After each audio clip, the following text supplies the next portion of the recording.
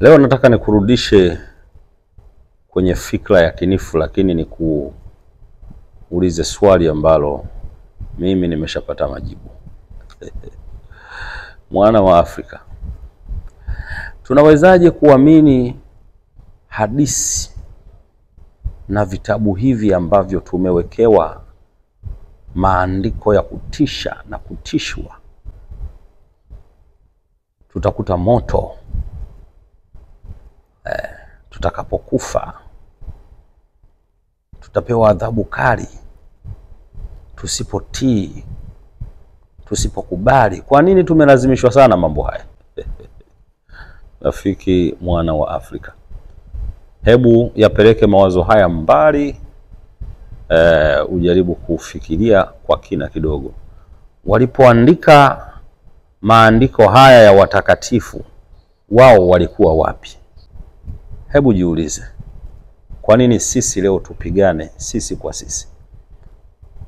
Kwa nini leo Afrika ikose amani? Afrika iwe ni bara la njaa, bara la shida, na bado tunaendelea kuona hawa watu ni watu wanaoweza kutusaidia?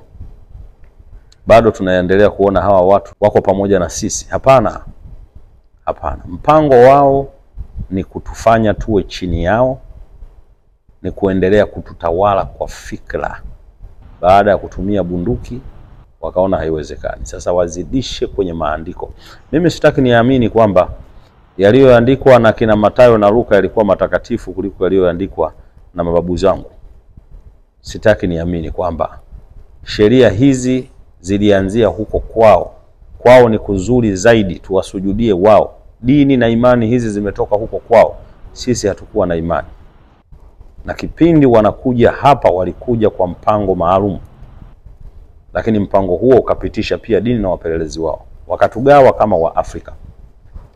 Wakatuletea miongozo ambayo sisi mpaka wa leo tunabaki kusubiri hiyo miongozo itusaidie kwenda mbinguni. Wao wanatengeneza ndege, sisi bado tunafikiria panzi na miguu mingapi. Come on, amka Mwafrika.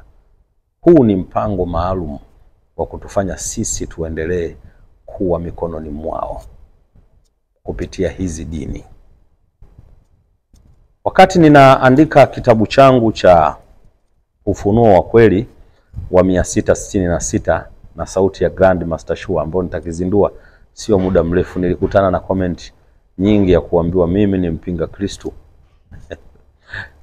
Mimi ni kiongozi wa Masihi Dajjal. Majina yote hayo tunayapokea kwa sababu siwezi kukubaliana na haya ambayo wanayaandika, wanayasema, nikakubaliana nayo, nitapingana nayo. Kwa hiyo ni lazima nitaitwa tu mpingaji.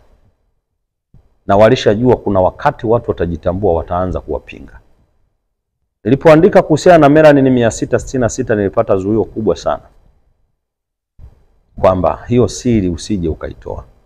Kwa sababu kama wa Afrika wakiijua nguvu yao halisi ni ipi na wakijitambua, hatuna nafasi tena kwenye hii dimension.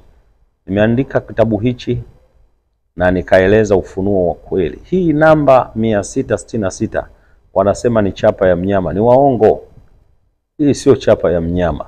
Ni vile wanataka kukuondoa kwenye nguvu yako, usiijue nguvu yako halisi, usiirudie ile nguvu yako ambayo iliwekwa kwenye uumbaji wako. 666 ni melanin.